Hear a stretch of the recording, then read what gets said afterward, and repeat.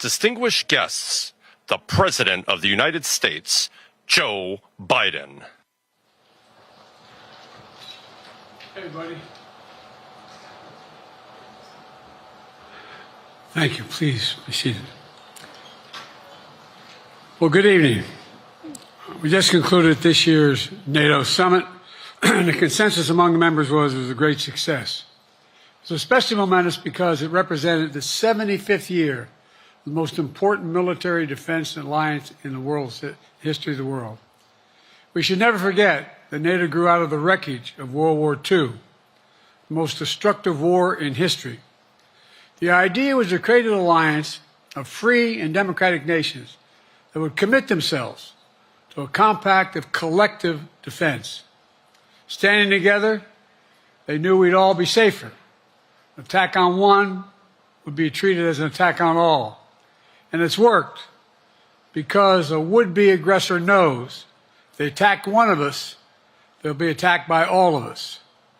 Sending that message is the best way to deter aggression and prevent wars in the first place. For those who thought NATO's time had passed, they got a rude awakening when Putin invaded Ukraine. Some of the oldest and deepest fears in Europe roared back to life because once again, a murderous madman was on the march. But this time, no one cowered in appeasement, especially the United States. We collected intelligence that Russia was planning to invade Ukraine months before the invasion. I directed the intelligence community to be a significant amount of intelligence be declassified so I could start building an international coalition to oppose the invasion. Then in February, some of you remember, I warned the world that the invasion was imminent. I rallied a coalition of 50 nations from Europe to Asia to help Ukraine defend itself. Many foreign policy experts thought as Putin amassed Russian forces just 100 miles north of Kyiv, the capital of Ukraine, but Putin thought it was the mother home of Russia. The capital would fall in less than a week. But the Ukrainian people, backed by a coalition to help build, stopped them. Today, Kyiv still stands, and NATO stands stronger than it has ever been. During the week of this summit, several heads of states made it a point in their statements to thank the United States and to thank me personally for all that NATO has achieved. NATO is not only stronger, NATO is bigger, because we led the charge to bring in Finland and Sweden into the alliance. And it makes a gigantic difference. Excuse me. Meanwhile, my predecessor has made it clear he has no commitment to NATO. He's made it clear that he would feel no obligation to honor Article 5. He's already told Putin, and I quote, "Do whatever the hell you want." In fact, the day after Putin invaded Ukraine, here's what he said. It was genius. It was wonderful. Some of you forgot that, but that's exactly what he said. But I made it clear, a strong NATO is essential to American security. And I believe the obligation of Article 5 is sacred. And I would remind all Americans, Article 5 is invoked only once in NATO's long history, and that was to defend America after 9/11. I made it clear that I will not bow down to Putin. I will not walk away from Ukraine. I will keep NATO strong. That's exactly what we did, and exactly what we'll continue to do. Now, the future of American policy is up to the American people. This is much more than a political question. It's more than that. It's a national security issue. Don't reduce this to the usual testament that people talk about, issues of being a political campaign. It's far too important. It's about the world we live in for decades to come. Every American must ask herself or himself, is the world safer with NATO? Are you safer? Is your family safer? I believe the American people know. The answer to all those questions is yes. And I believe the American people understand that America is stronger because of our alliances. I believe the American consensus from Truman to Reagan to me still holds today. America cannot retreat from the world. We must lead the world. We are an indispensable nation, as Madeleine Albright wrote. Now let me turn to three other key issues. Just this morning, we had a great economic report showing inflation is down. Overall prices fell last month. Core inflation is the lowest it's been in 3 years. Prices are falling for cars, appliances, and airfares. Grocery prices have fallen since the start of the year. We're going to keep working to take down corporate greed to bring those prices down further. Meanwhile, Trump's calling for a 10% tariff on everything Americans buy, including food from overseas, vegetables, and other necessities. And economists tell us that would cost the average American working family another $2,500 a year. It's a tax of $2,500 a year. Second, our efforts to secure the border, southern border, is working.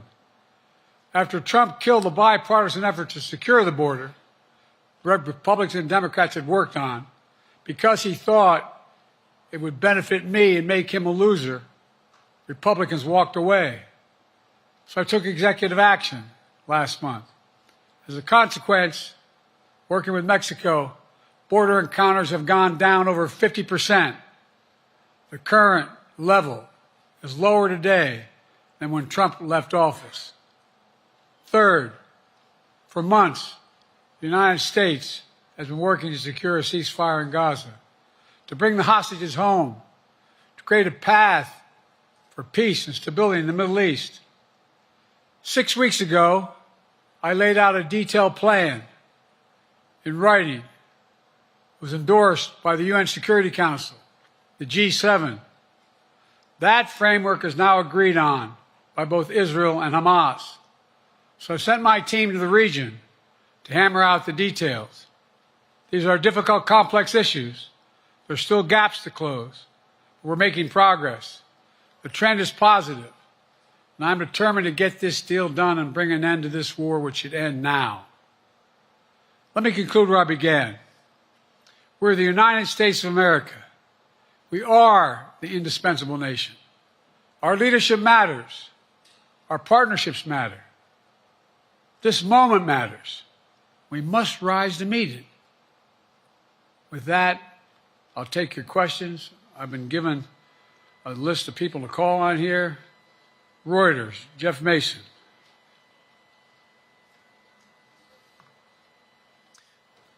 Mr. President, your political future has hung over the NATO summit a little bit this week. Speaker Pelosi made a point of suggesting that your decision on whether to stay in the race was still open. George Clooney and a handful of lawmakers have called on you to step aside. Reuters is reporting tonight that UAW leadership is concerned about your ability to win. UAW just endorsed me, but go ahead. Thank you. My question for you is, how are you incorporating these developments into your decision to stay? And separately, what concerns do you have about Vice President Harris's ability to beat Donald Trump if she were at the top of the ticket? Look, I wouldn't have picked Vice President Trump to be vice president, but I think she was not qualified to be president. So let's start there. Number one. The fact is that the consideration is that I think I'm the most qualified person to run for president. I beat him once, and I will beat him again. Secondly, the idea, I served in the Senate a long time. The idea that senators and congressmen running for office worry about the ticket is not unusual. And I might add, there are at least 5 presidents running or incumbent presidents who had lower numbers than I have now, later in the campaign. So there's a long way to go in this campaign. And so I'm just going to keep moving. And because, look, I got more work to do. We've got more work to finish. There's so much, we've made so much progress. Think about it. Think about where we are economically relative to the rest of the world.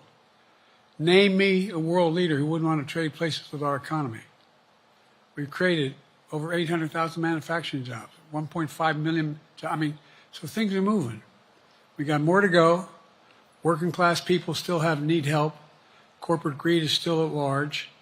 The prices, the corporate profits have doubled since the pandemic. They're coming down, and so I'm optimistic about where things are going. Danny Kemp, AFP. Thanks. Thank you, Mr. President. I wanted to ask you about you mixed up Presidents Zelensky and Putin earlier today. And you now have sort of your key allies, including the British Prime Minister, the President of France, and the German Chancellor having to step in and make excuses for you on that. Officials here are saying off the record that your decline has become noticeable. Hasn't this now, frankly, become damaging for America's standing in the world? Thank you. Did you see any damage to our standing by leading this conference? Have you seen a more successful conference? What do you think? And the Putin piece, I was talking about Putin, and I said, and now, at the very end, I said, here, I mean, Putin. I said, no, I'm sorry, Zelensky. And then I added 5 other names. Look, guys, the idea anybody suggests that we haven't had an incredibly successful conference. How many times did you hear in that conference, I don't know if it sounds too self-serving, but other leaders, heads of state, in thanking me, saying the reason we're together is because of Biden, because Biden did the following. Look, folks, this is,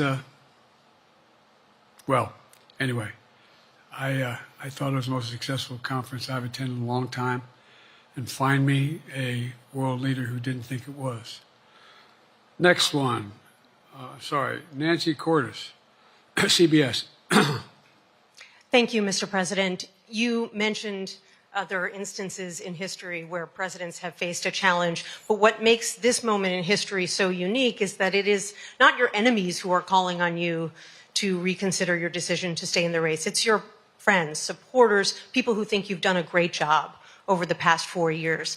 Have you spent time thinking about what it would mean for your legacy, which you've worked decades to build, if you stay in the race, despite the concerns that voters say they have, and you lose to someone who you yourself have argued is unfit to return to the Oval Office? Well, look, I'm not in this for my legacy. I'm in this to complete the job I started. As you recall, understandably, many of you and many economists thought my initial initiatives that I put forward, can't do that, it's going to cause inflation, things are going to skyrocket, the debt's going to go up. What are you hearing now from mainstream economists? 16 economic Nobel laureates said I've done a hell of a job. That under my plan so far and what's going to happen in the future if I'm reelected, that things are going to get much better. Our economy is growing. I was determined when I got elected to stop the trickle-down economic theory, that if the wealthy did very well, everybody else would do well. My dad was a well-read, decent guy. I don't remember much trickling down on his kitchen table. Middle-class people and working-class people need help. And so what happened is I decided to was able to implement as president what I believed when I was a senator. And that is that the way to build this economy is from the middle out and the bottom up. That way we grow the economy. And the wealthy still do very well. They do fine. And guess what? Find me an economist, a mainstream economist who said we haven't done well. What have we not done that isn't working right now? And so we got more to do, though. We got to finish the job. And by the way, I come from the corporate state of the world. Delaware has more corporations registered in Delaware than every other state in the nation combined. I'm not anti-corporate, but corporate profits have doubled since the pandemic. Doubled. It's time things get back in order a little bit. It's time, for example, if I'm reelected, we're going to make sure that rents are kept at 5% increase, corporate rents for apartments and the like and homes are limited to 5%. We're going to make a lot of changes that I've been talking about. because we're going to continue to grow this economy. And by the way, remember how I got so roundly criticized for being so pro-union, not labor, union. Well, guess what? I've been the most pro-union labor president in history. Not a joke. And guess what? We had the Treasury Department do a study. When unions do better, everybody does better. Everybody does better. And we talk about how, for example, remember when we talked about getting the computer chip industry back in the United States? Used to be 40% of the industry. We invented the chip. 40% of the industry was in the United States. And former presidents decided that the best way to do it is find the cheapest labor in the world, send the product over there, and import what the product was. And so what did I do? I was told not to go over to Europe, to Asia, including Europe, but Asia. And I remember going to South Korea, convincing them to invest $20 billion in the United States to build computer chip factories. And I asked why when they finally decided to do it. And the answer was because you have the safest economy in the world and you have the best workers in the world. So the whole idea here is we've invested, there's over $50 billion in investment in computer chip manufacturing just coming in the bean. None of you thought that would happen. None of you thought that would happen. But it's happening. It's happening. And it's going to grow economies all through. And by the way, red states and blue states. Matter of fact, there's as much in red states as in blue states. I've made no distinction. So my generic point is that the idea that we can't continue to build and grow the economy, make it fairer. And like I said, from my standpoint, when the middle class does well, that's when the whole economy grows. The poor have a shot, the wealthy do well. But the wealthy got to start paying their taxes. As a follow-up, sir, you mentioned that your Vice President Kamala Harris would be ready to serve on day one. Can you elaborate on that? What is it about her attributes and her accomplishments over the last 4 years that make her ready to serve on day one if necessary? First of all, the way she's handled the issue of freedom of women's bodies to have control over their bodies. Secondly, her ability to handle almost any issue on the board. This was a hell of a prosecutor. She was a first-rate person, and in the Senate she was really good. I wouldn't have picked her unless I thought she was qualified to be president. From the very beginning, I made no bones about that. She is qualified to be president. That's why I picked her. Felicia Schwartz, Financial Times. Thank you, Mr. President. The presidency is the most straining job in the world, and it's 24/7. How can you say you'll be up for that next year, in 2 years, in 4 years, given the limits you've acknowledged that you have today? The limits I've acknowledged I have? There's been reporting that you've acknowledged that you need to go to bed earlier and your evening around 8. That's not true. Look, what I said was, instead of my every day starting at 7 and going to bed at midnight, it'd be smarter for me to pace myself a little more. And I said, for example, the 8, 7, 6 stuff, instead of starting a fundraiser at 9 o'clock, start at 8 o'clock. People get to go home by 10 o'clock.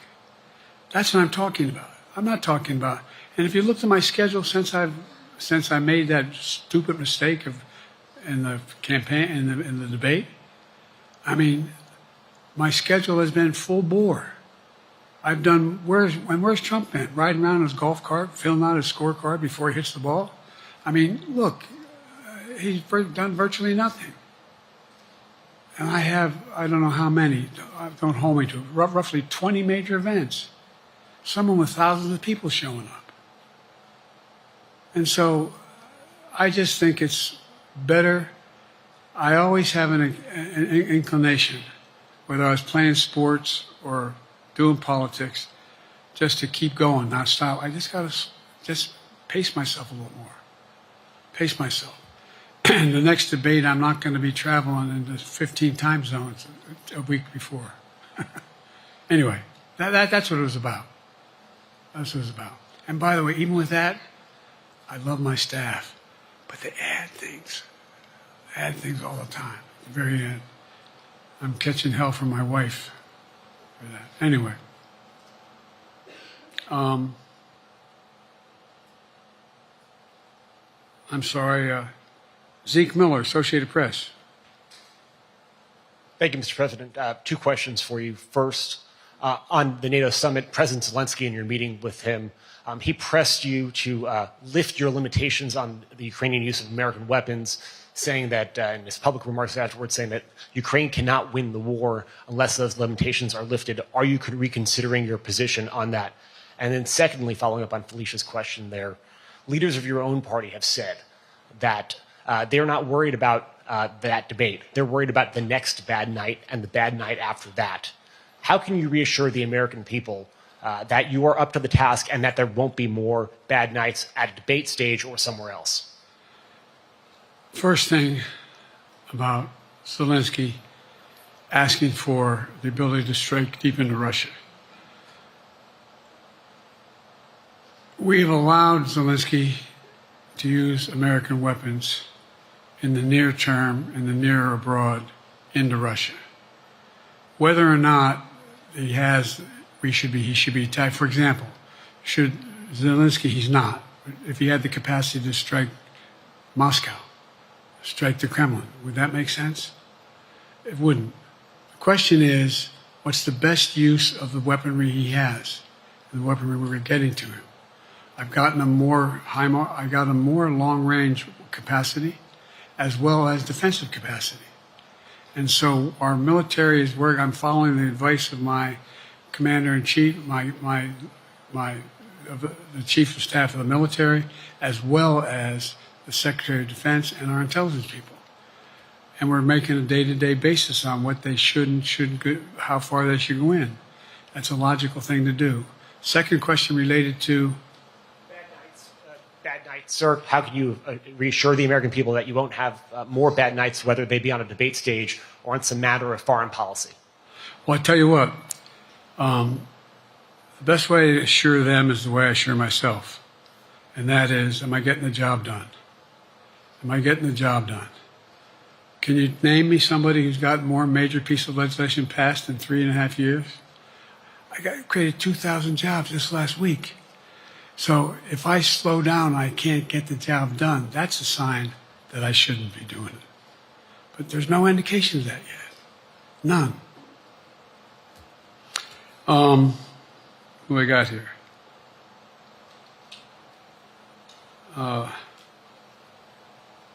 Merrick, Pulaski Radio. Thank you, Mr. President. How are you? I'm well. The elections in the US have consequences around the world. You have pretty high standing in Europe. I just asked President Macron about you, and he said we are happy to have him as the President of the United States. But there is a concern. Many people in Poland and across Europe are worried that the former president may win the election.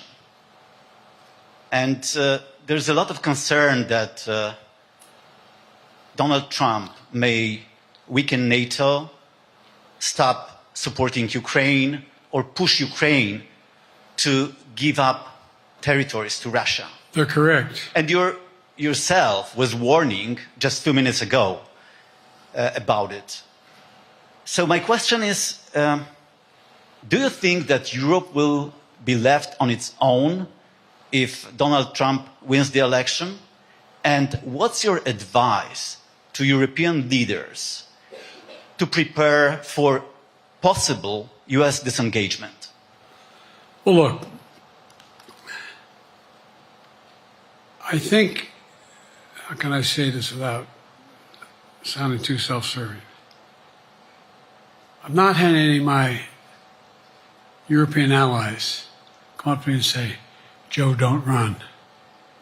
What I hear them say is, you've got to win. You can't let this guy come forward. It'd be a disaster. It'd be a disaster. I mean, I think he said in one of his rallies, don't hold me to this, recently, where NATO, I just learned about NATO or something to that effect. Foreign policy has never been his strong point.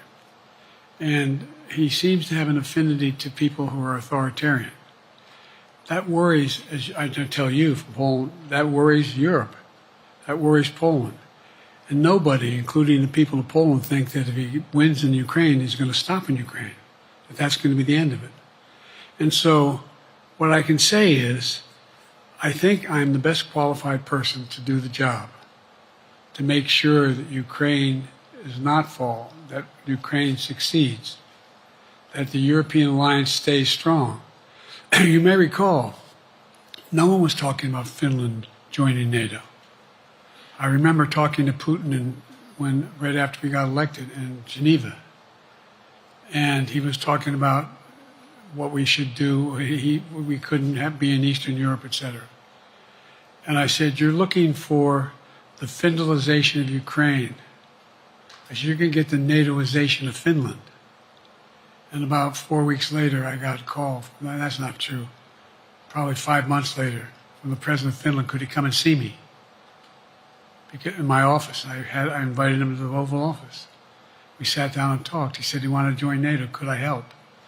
And I did. It wasn't automatic. And then I got a call from the Swedes.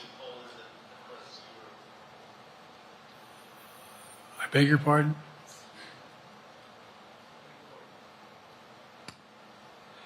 And so Finland joined NATO.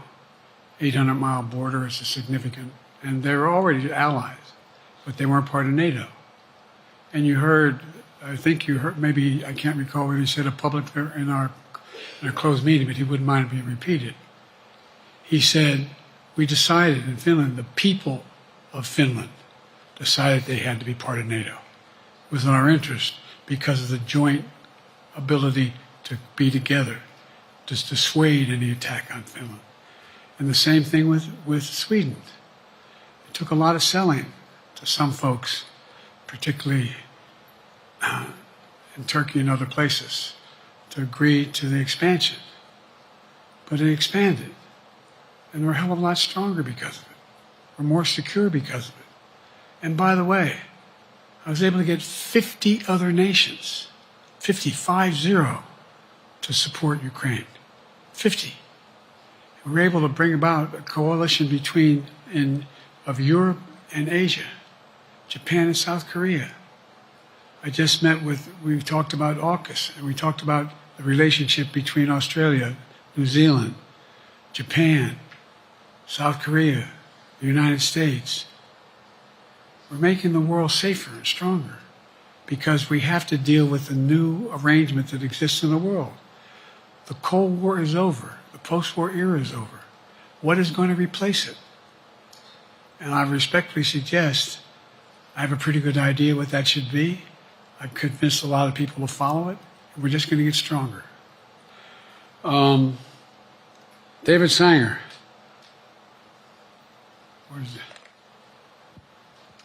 Thank you, Mr. President. Be nice, David. Mr. President, the NATO declaration that was issued yesterday was very notable because it described China as a decisive enabler of the war in Ukraine for its provision of critical goods to the Russians. That's part of a broader partnership that seems to have cemented in place in the past 2 or 3 years. I think one that you were a little bit doubtful of when we asked you about it some time ago. So I'd be interested to know whether you have a strategy now of trying to interrupt the partnership between China and Russia, and whether or not in a second term you would pursue that, if you could describe that strategy to us. And along the way, could you also tell us whether you think, just to follow up on Felicia's question, that if you were in a room with Vladimir Putin again, the way you were 3 years ago, or with President Xi, that a few years from now you will be able to go negotiate with them, handle them one-on-one? Well, the first part of the question is, we discussed and I raised in the NATO summit, and others raised, the future of China's involvement, what they're going to do. What they're doing with Russia in terms of accommodating, facilitating they're getting access to additional. They're not supplying weapons themselves. They're supplying mechanisms for them to be able to get weapons. And China's position is basically, and I've spent more time with Xi Jinping than any world leader has, over 90 hours since being vice president all the way through, for real. And by the way, I handed all my notes. But my point is that Xi believes that China is a large enough market that they can entice any country, including European countries, to invest there in return for commitments from Europe to do A, B, C, or D, or not to do certain things. What's happened is we had a long discussion about what we have to make clear. China has to understand that if they are supplying Russia with information and capacity, along with working with North Korea and others to help Russia in armament, that they're not going to benefit economically as a consequence of that by getting the kind of investment they're looking for. And so, for example, we're in a situation where, and we've reestablished direct contact with China after that, remember the balloon, quote unquote, going down, and all of a sudden things came to an end? Well, we set up a new mechanism. There's a direct line between Xi and me, and our military has direct access to one another, and they contact one another when we have problems. The issue is that we have to make sure that Xi understands there's a price to pay for undercutting both the Pacific Basin as well as Europe, and as it relates to Russia and dealing with Ukraine. And so for example, if you want to invest in China, as you know this area really well. If you want to invest in China, you have to have a 51% Chinese owner. You have to make sure that you do by their rules. And you don't have the authority, and you have to provide all access to all the data and information you have. There was a while there, as you recall, the last administration and other administrations, where the access to that market was enticing enough to get companies to come in because they had access to over 1 billion people in a market, not 1 billion, but a lot of people in the market. And so they were doing it. But that got curtailed when we started saying we're going to play by the same rules. For example, the idea they don't abide by the international rules related to subsidizing products by the government funding. So guess what? They're not going to be able to export their electric vehicles to the United States without a significant tariff. Others are doing the same thing around the world. But it is a concern. It is a concern that you have both China, North Korea, Russia, Iran, countries that are not necessarily coordinated in the past, looking to figure out how they can have impact. Do you have a strategy to interrupt that impact? Yes, I do, but I'm not prepared to talk about the detail of it in public. And I think you'll see that some of our European friends are going to be curtailing their investment in Russia. In China, as long as China continues to have this indirect help to Russia in terms of being able to help their economy as well as help them in, as a consequence, that their ability to fight in Ukraine. The other thing that we talked a lot about is that, and I raised it, and I didn't hear any. I can't swear that everyone agreed because not everyone got to talk about it, but we need a new industrial policy in the West. For example, we talked about how both the EU as well as NATO has to be able to begin to build their own munition capacity, has to be able to generate their own capacity to provide for weapons and the ability to. It came as a surprise to some of us how we had fallen behind in the West in terms of the ability to construct new material, new weaponry, new everything from vehicles to weapon systems. And so one of the things that came out of this was we're going to be meeting again with a number of my colleagues, my European colleagues, is what do we do to increase the capacity of the West, particularly in Europe and Japan, to be able to generate the kind of ability to produce their own weapon systems. Not just for themselves, but to be able to generate that. It's the same, it's what Russia's trying to figure out. They went to China and they didn't get the weapons, but then they went to North Korea. But we're going to be in a position where the West is going to become the industrial base for it to be able to, the ability to have all the defensive weapons that we need. That was a discussion as well. President, I'm not sure you answered on whether you would be ready to go deal with Putin and Xi 2 or 3 years from now. I'm ready to deal with them now and 3 years from now. Look,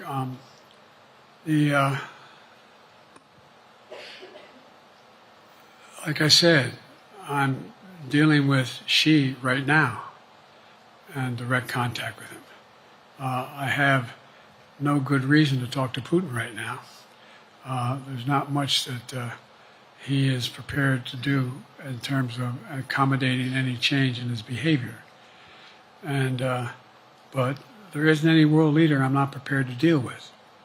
But I understand the generic point is Putin ready to talk?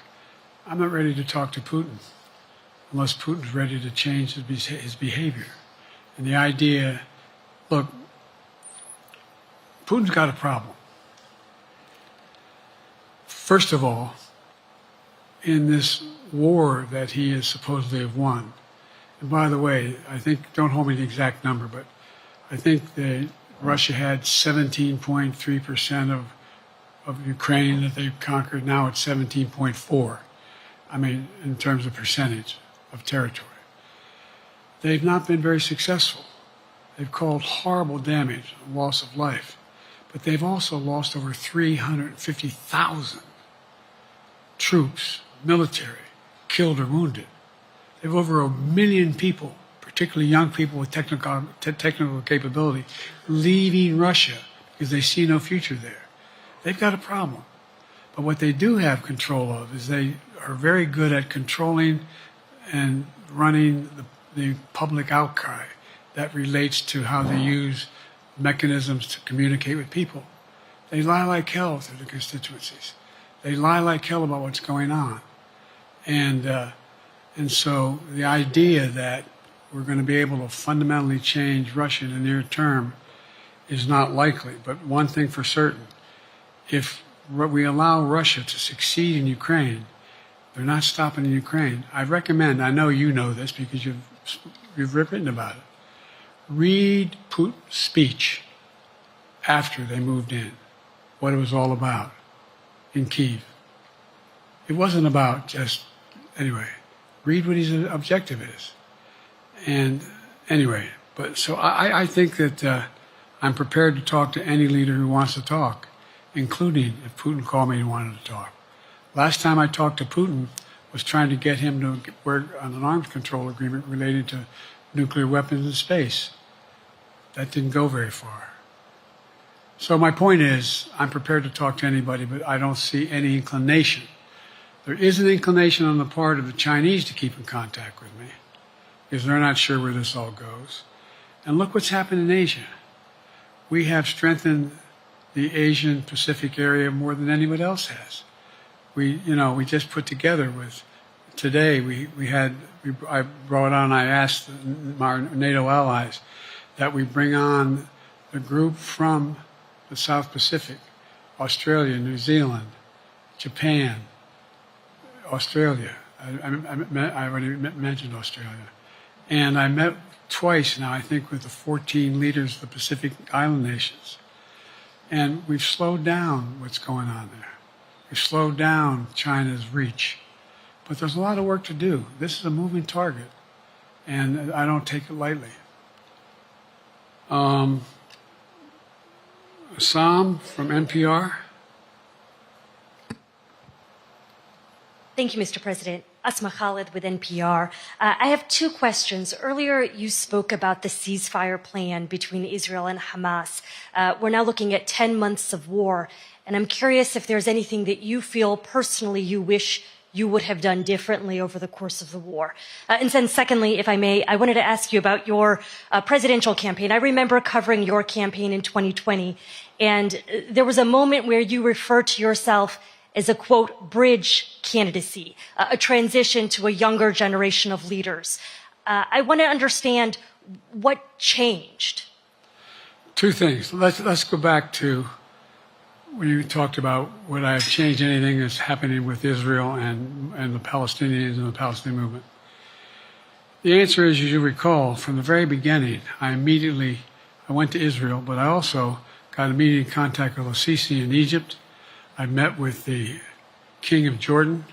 I met with most of the Arab leaders to try to get a consensus going as to what had to be done to deal with getting more aid and food and medicine into the Gaza Strip.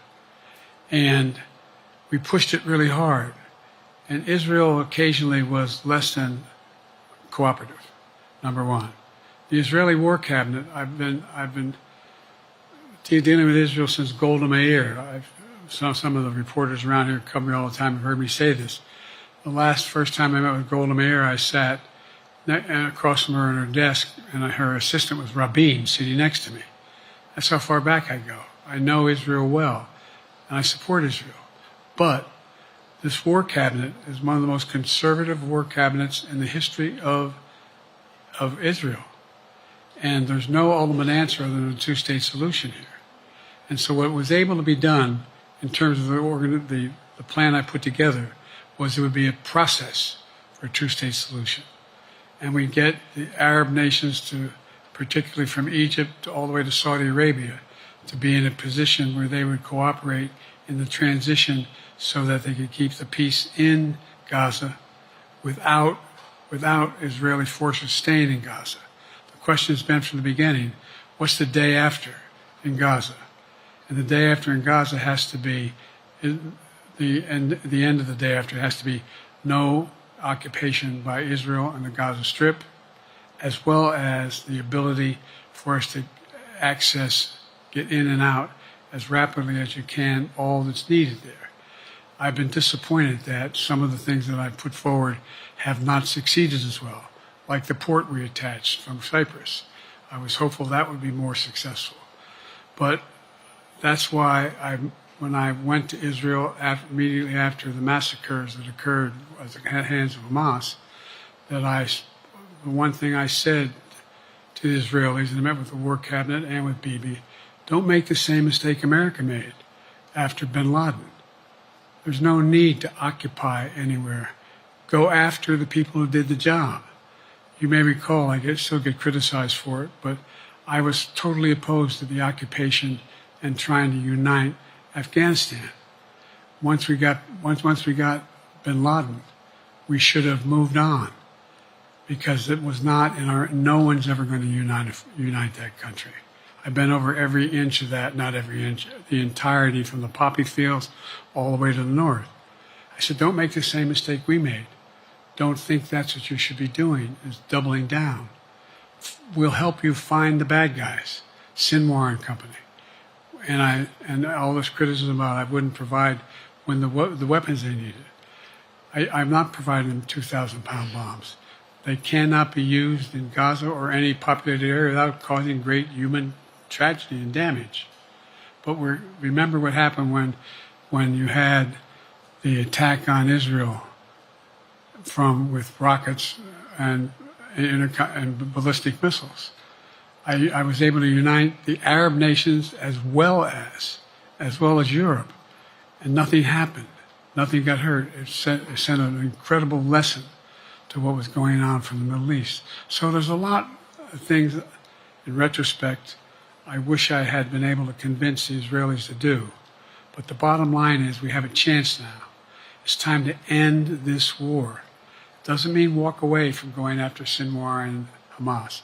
And if you notice, you know better than most, there is a growing dissatisfaction on the West Bank from the Palestinians about Hamas. Hamas is not popular now. And so there's a lot of moving parts. I just have to keep moving to make sure that we get as much done as we can toward a ceasefire, and get those. And by the way, look at the numbers in Israel. I mean, my numbers are better in Israel than they are here. But then again, they're better than a lot of other people here too. But anyway. Bridge candidacy in 2020, you referred to yourself as being a bridge candidate for a younger, fresher generation of Democratic leaders, and I wanted to know what changed. What changed was the gravity of the situation I inherited in terms of the economy, our foreign policy, and domestic division. And I think, I won't put words in anybody's mouth, most presidential historians give me credit for having accomplished more than most any president since Johnson and maybe before that to get major pieces of legislation passed. And what I realized was my long time in the Senate had equipped me to have the wisdom to know how to deal with the Congress, to get things done. We got more major legislation passed that no one thought would happen. And I want to finish it, to get that finished. If tomorrow, if we had a circumstance where there was a lineup and I hadn't inherited what I did and we just moved things along, anyway, it's going to change. Last question. Haley Bull, Scripps. Or no, Josh Weingrove, I'm sorry, was the next one. I'll do 2 more questions. Thank you, Mr. President.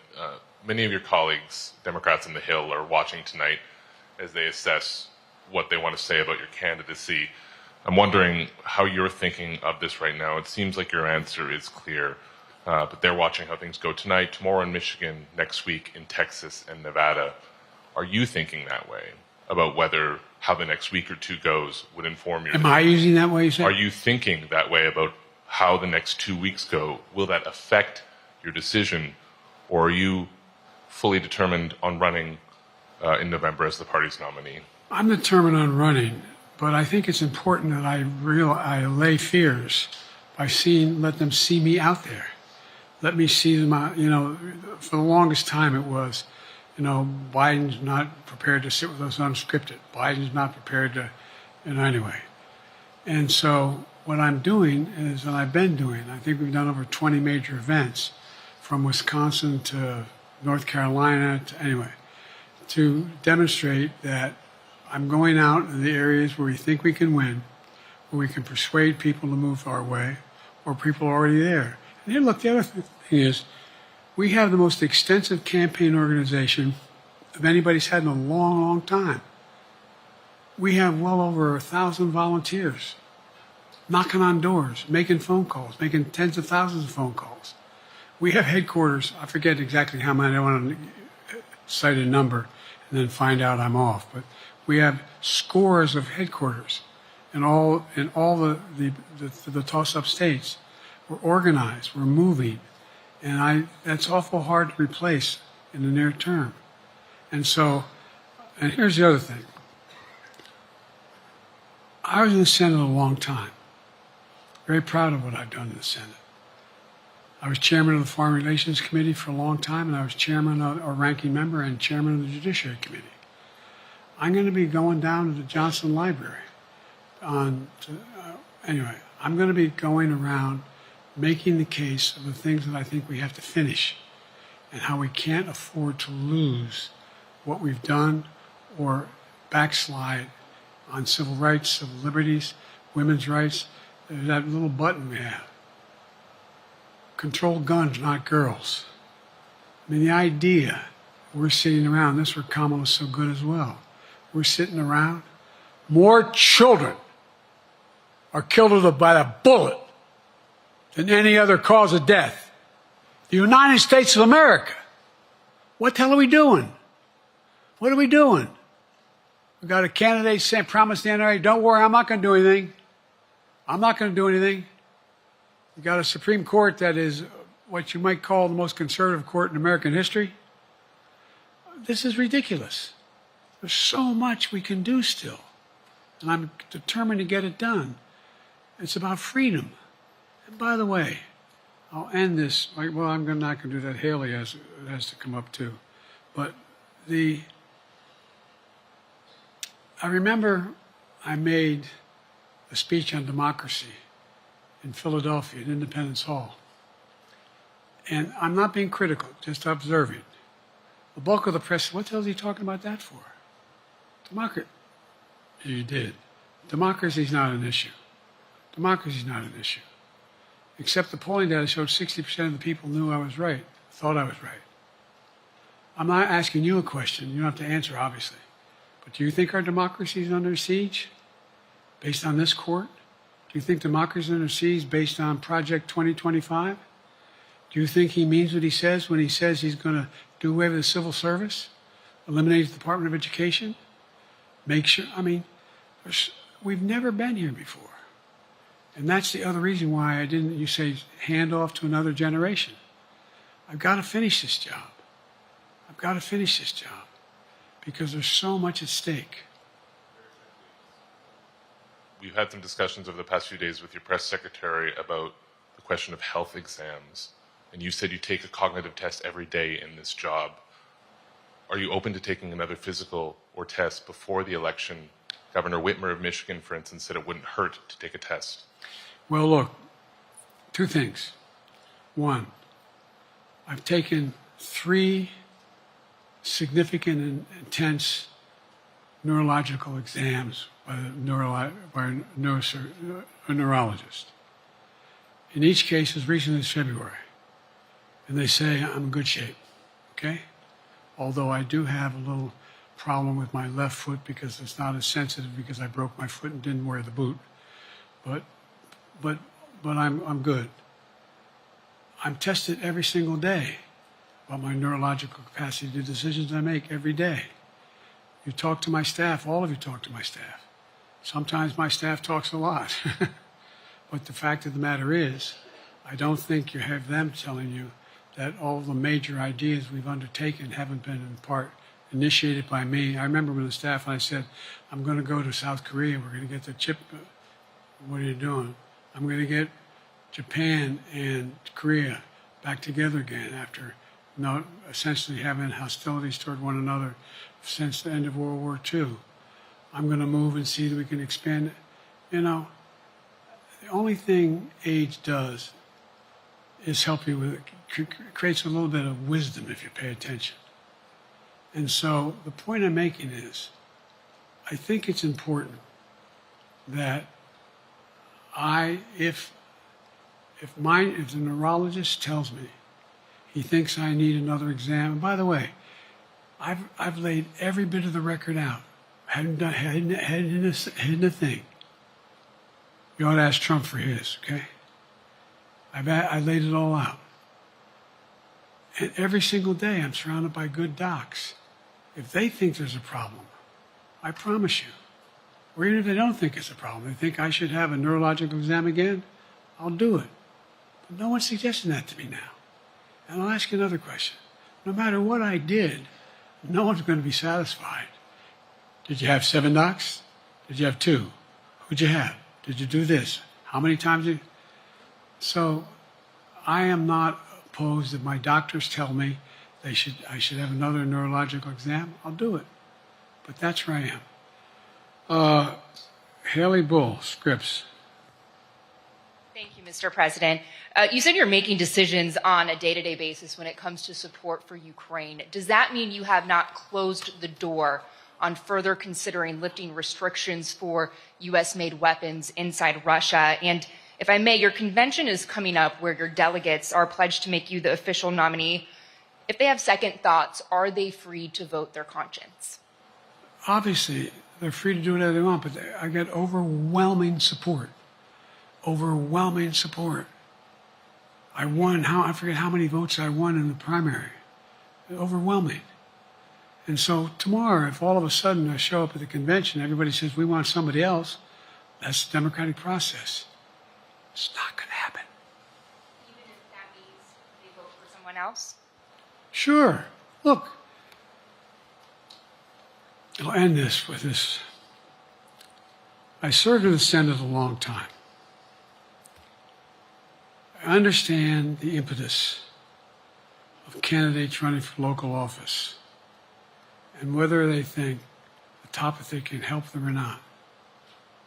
In my state of Delaware, which was a very, at least it was a red state when I started, in terms of where you now talk red and blue. I don't recall most of the Democratic presidents winning my state when I was a candidate. The truth of the matter is I understand the self-interest of a candidate. If they think that, running with Biden at the top is going to hurt them, then they're going to run away. I get it. But so far, go and look at the polling data in their states. Look at the in-depth, and by the way, I think you'd all acknowledge, and you're all experts. I'm not being solicitous about the president. You're experts on this stuff. How accurate does anybody think the polls are these days? I can give you a series of polls where you have likely voters, me versus Trump, where I win all the time. When the unlikely voters vote, he wins sometimes. The bottom line is all the polling data right now, which I think is premature because the campaign really hasn't even started. I mean, it hadn't started in earnest yet. Most of the time, it doesn't start till after September, after Labor Day. So a lot can happen. But I think I'm the best I believe I'm the best qualified to govern. And I think I'm the best qualified to win. But there are other people who could beat Trump too. But it's awful start from scratch. And, we talk about, money raised. We're not doing bad. We get about $220 million in the bank. We're doing well. So with that, you want to follow up on any of that you just asked me? Yes. You earlier explained confidence in your vice president. Yes. If your team came back and showed you data that she would fare better against former President Donald Trump, would you reconsider your decision to stay in the race? No, unless they came back and said, there's no way you can win. Me. No one's saying that. No poll says that. Okay. Thank you. This ends tonight's press conference. Thanks, everybody.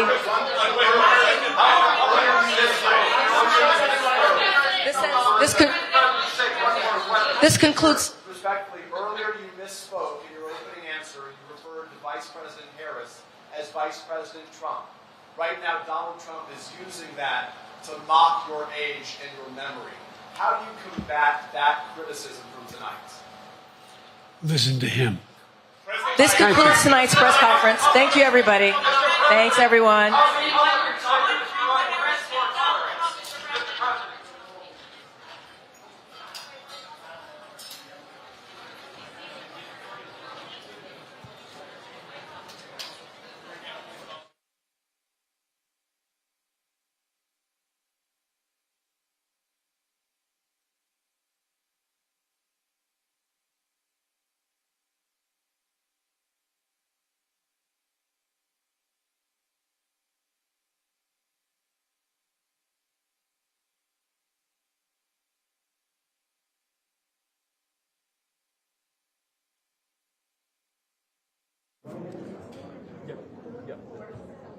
Yep, I have a question.